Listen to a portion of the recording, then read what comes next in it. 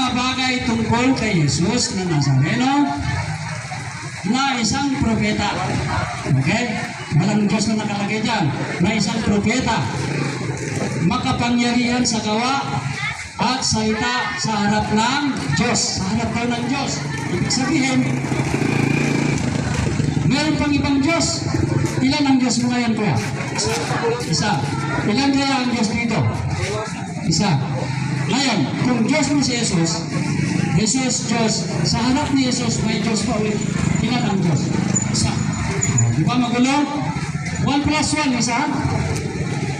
Diyos plus Diyos, isa?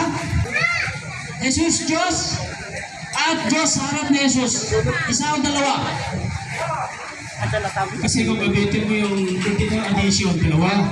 Pero kung gamitin mo yung multiplication, isa lang yan. Lakan one. Diba? Sabi mo kasi, 1 plus 1. Hindi dalawa.